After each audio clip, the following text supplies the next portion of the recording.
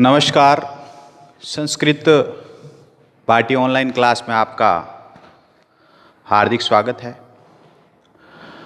इस कक्षा से पूर्व की कक्षाओं में हमने संस्कृत के प्रमुख प्रकरणों के बारे में पढ़ा है। आज हम प्रत्यय के बारे में पढ़ेंगे। इस कक्षा से पूर्व की कक्षा में हमने प्रत्यय की सामान्य जानकारी के बारे में पढ़ा है। तो उस कक्षा में मैंने आपको बताया था कि प्रत्यय जो हैं वह शब्दांश जो किसी धातु या शब्द रूप के पीछे जुड़ कर के उसको विशेषण या उसमें विशेषता ला देते हैं, ऐसे शब्द प्रत्यय कहलाते हैं। प्रत्ययों के बारे में हमने पढ़ा था। प्रत्यय जो है मुख्यतया 3 प्रकार के होते हैं। कौन कौन से होते हैं?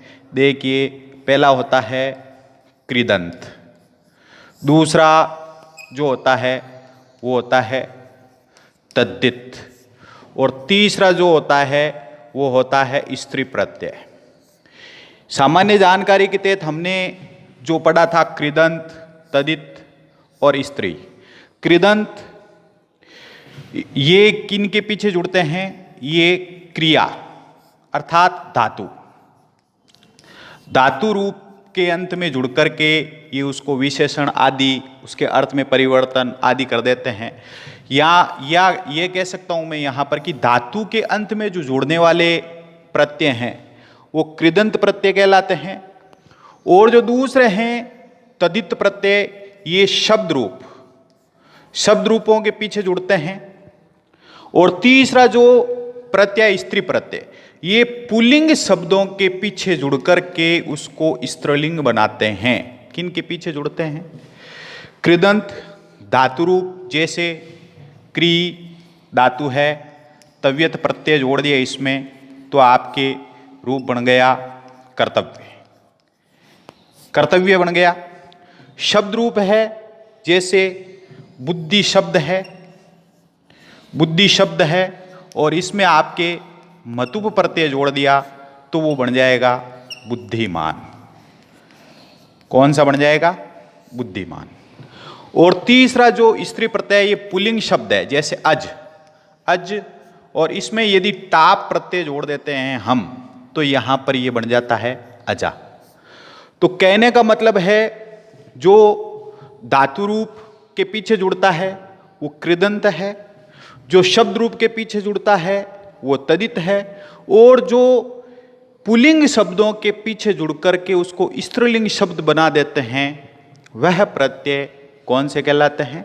वह प्रत्यय स्त्री प्रत्यय कहलाते हैं। तो ये हुए मुख्यतः 3 प्रत्यय। इसके अलावा अपने तिंग प्रत्यय आदि के बारे में पूर्व की कक्षाओं में मैं आपको बता चुका हूं। अब हम जो है कृदंत के बारे में पढ़ेंगे। क्योंकि कृदंत प्रत्यय जो है, सामान्य जानकारी के तहत हमने इनके बारे में पढ़ा है कि कृदंत जो है वो भी कृत और कृत्य 2 प्रकार के होते हैं, उसके बारे में अपन पढ़ चुके हैं। तो यहां पर देखिए, हम कृदंत प्रत्ययों में सामान्य रूप से सामान्यतः कृदंत जो है जो धातु रूप के पीछे जुड़ेंगे, ध्यान रखना है आपको। तो यहां पर सामान्यतः जो परिवर्तन धातु रूप में होते हैं, जो परिवर्तन धातुओं में होते हैं, उनकी बारे में अपन सामान्य जानकारी करते हैं। क्या क्या परिवर्तन होते हैं? प्रत्ययों के भी अलग अलग नाम हैं। तो सबसे पहले देखिए, हम चलते हैं सार्वधातुक प्रत्यय। हम सामान्य जानकारी के तहत पढ़ रहे हैं कि प्रत्ययों को एक कठिन प्रकरण माना जाता है, लेकिन वास्तव में ये कठिन प्रकरण है नहीं। उसमें कुछ जटिलताएं जरूर है, लेकिन उन जटिलताओं को सूत्रों के माध्यम से हम दूर कर सकते हैं। वो जटिलताएं जब अपने नियम समझ में आ जाएंगे तो वो जटिलताएं अपने लिए आसान हो जाएगी। कोई भी काम दुनिया में जटिल नहीं होता, इम्पॉसिबल नहीं होता है, बस समझ में आना जरूरी है। तो यहां पर देखिए सार्वधातुक प्रत्यय, कुछ प्रत्यय सार्वधातुक होते हैं, कुछ प्रत्यय आर्ध धातुक होते हैं। तो यहां कृदंत के लिए सार्वधातुक प्रत्यय जो हैं उनके लिए देखिए अपना एक सूत्र है तिंग सित सार्वधातुकम। सार्वधातुकम ये सूत्र क्या कहता है, ध्यान से बिल्कुल आराम से आपको समझना। तिंग सित, तिंग प्रत्ययों के बारे में मैं आपको पूर्व की कक्षा में बता चुका हूं। तिंग प्रत्यय तिप तस जी, तिप तस जी, सिप थस थे, मिप वस मस, ये ते अथाम झे, थास आताम द्वम, इंग वहिंग महिंग, ये जो प्रत्यय हैं जैसे अपने को पठती रूप बनाना है तो जहां पर ये प्रत्यय जुड़ते हैं, पठती में तिप प्रत्यय है तो ये सूत्र कह रहा है तिंग सित सार्वधातुकम। सबसे पहले अपने तिंग का अर्थ समझना। तिंग यानी तिप तस जी, ये 18 जो प्रत्यय होते हैं, कितने प्रत्यय होते हैं 18, इनसे अपने धातु रूप बनते हैं पठती, पठतय, पठंती, तिप तस जी। इस प्रकार से ये तिंग प्रत्यय कहलाते हैं। तो अपने ये तिंग से भिन्न है। एक तो पहली चीज तिंग प्रत्यय है वो सार्वधातुक है, लेकिन यहां पर अपने इन प्रत्ययों में इनकी आवश्यकता नहीं है। लेकिन ये जो सूत्र आगे कहता है सित, सित, तो अपने को ये ध्यान देना है कि सित किसे कहते हैं। बहुत महत्वपूर्ण चीज है कि यहां पर सित।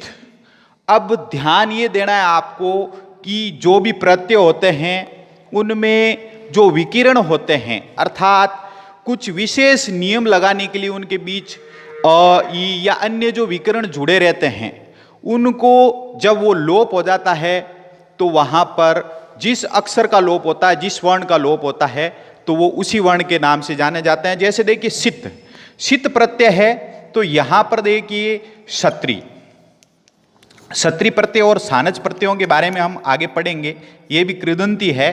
तो यहां पर देखो क्षत्रि प्रत्यय, क्षत्रि प्रत्यय और सानच दो प्रत्यय हैं। इसमें क्या है, ये लोप होकर के अत शेष रहता है। क्या शेष रहता है, अत, और यहां पर आन शेष रहता है। तो यहां पर से का लोप हुआ। किसका लोप हुआ, से का लोप हुआ, तो ये सित कहलाते हैं। आपको ये ध्यान रखना है, देखिए यहां पर से का लोप हुआ है इसलिए इसको सित कह दिया, ये आया हुआ है। तो जहां पर से का लोप हुआ हो, यहां पर भी से का लोप हुआ है, यहां पर भी से का लोप हुआ है, और भी ऐसे प्रत्यय हैं जहां पर जो शब्द लोप होता है। जैसे यहां मैं लिखूं ण्यत, ये ण्यत प्रत्यय, ण्यत प्रत्यय है तो यहां पर ये देखिए अणे का लोप हो जाता है, ते का लोप हो जाता है, ने का लोप हुआ तो ये क्या कहलाता है, अणित। क्या कहलाता है, अणित प्रत्यय। तो कहने का आशय यह है कि जिस वर्ण का लोप होता है तो ये णित प्रत्यय कहलाया। तो यहां पर देखिए मैंने नित ऐसे ही आपको समझाने के लिए लिखा है। जैसे क्यप, एक और लिख लेते हैं, क्यप प्रत्यय है। क्यप में के का लोप हो जाता है, किसका लोप होता है, के का लोप हो जाता है, पे का लोप हो जाता है। तो यह प्रत्यय कित और पित्त कहलाएगा। क्या कहलाएगा, कित भी कहलाएगा और पित्त भी कहलाएगा। ये कित और पित्त ये किस लिए है, आगे चल करके हम इनके बारे में विस्तार से पढ़ेंगे। जहां पर के का लोप हुआ वो कित, जहां पर पे का लोप हुआ वो पित्त, जहां पर णे का लोप हुआ वो णित, जहां पर से का लोप हुआ हो वो सित प्रत्यय कहलाते हैं। तो यहां पर अपने जो हमने देखा है कि ये जो सूत्र है तिंग सित सार्वधातुकम, तो तिंग प्रत्यय और सित जहां पर लोप हुआ है वो सार्वधातुक प्रत्यय कहलाते हैं। ठीक है ना भाई, तिप तस जी ये हो गया और सित का लोप हुआ तो ये सिप प्रत्यय अर्थात सार्वधातुक प्रत्यय है। जो सित जहां पर से का लोप हुआ हो वो क्या कहलाता है, सार्वधातुक प्रत्यय। अब ये इनकी आवश्यकता क्यों पड़ी, इनकी आवश्यकता इसलिए पड़ी क्योंकि जो सार्वधातुक प्रत्यय होंगे और अभी दूसरे नंबर पर आएगा आर्धातुक प्रत्यय, तो वहां पर जो सार्वधातुक और आर्धातुक प्रत्यय हैं इनको अलग अलग करने की आवश्यकता इसलिए पड़ती है क्योंकि इनके कारण से गुण है, वृद्धि है या वृद्धि नहीं करनी है, वो सब इनके कारण ही, इनके माध्यम से ही अपने को पता चलेगा कि यहां पर गुण करना है, यहां पर वृद्धि करनी है, यहां पर गुण नहीं करना है, यहां पर वृद्धि नहीं करनी है, वो सब इनके अनुसार नियम लगेंगे। तो सार्वधातुक प्रत्ययों से मतलब तिंग सित सार्वधातुकम, तिप तस जी 18 प्रत्यय, और जहां पर से का लोप हुआ हो वो सित प्रत्यय कहलाते हैं, अर्थात वो सार्वधातुक प्रत्यय कहलाते हैं। अब दूसरा है देखिए आर्धातुक प्रत्यय। आर्धातुक प्रत्यय, अब ये क्या है देखो, आर्धातुकम शेष है। सूत्र क्या है, आर्धातुकम शेष है। तो यहां पर जो है आर्ध धातुकम शेष है।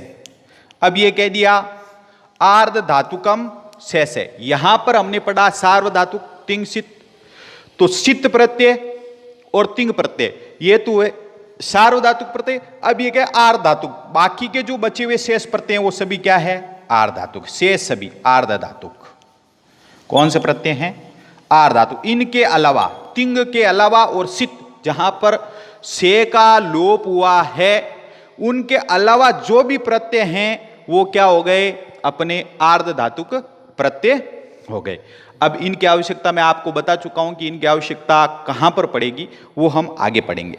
अब देखिए आगे अपना आपके समझ में आ गया होगा, वापस बता देता हूं। सामान्यतः जो परिवर्तन धातु में होते हैं उनके नियम ये हैं, जैसे सार्वधातुक प्रत्यय है तिंग सित सार्वधातुकम, तिप तस जी ये 18 प्रत्यय, और से का जहां पर लोप हुआ हो वो प्रत्यय सित प्रत्यय कहलाते हैं, और ये किस काम आते हैं गुण वृद्धि आदि के लिए। फिर है आर्धातुक प्रत्यय, इनके अलावा जो प्रत्यय हैं वो सभी क्या कहलाते हैं, वो सभी आर्धातुक प्रत्यय कहलाते हैं। अब जो नियम है कि भाई इनके लिए क्या है, तो सबसे पहले अपन चलते हैं, देखिए सार्वधातु आर्ध धातु कयो, सार्वधातु कार्द धातु कयो। एक सूत्र है अपना सार्वधातु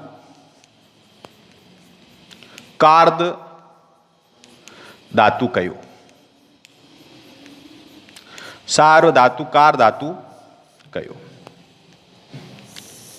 ये सूत्र है। अब ध्यान आपको आराम से समझना है। सार्वधातु कार धातु कयो, ये जो सूत्र क्या कहता है कि मैं सार्वधातु और आर्धातुक प्रत्यय परे हो तो गुण आदेश करता हूं। सामान्य सी बात है। कौन से प्रत्यय होने चाहिए, सार्वधातुक और आर्ध धातुक।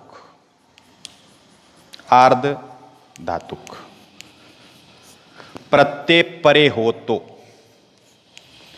परे का मतलब होता है बाद में, कोई भी धातुएं हैं।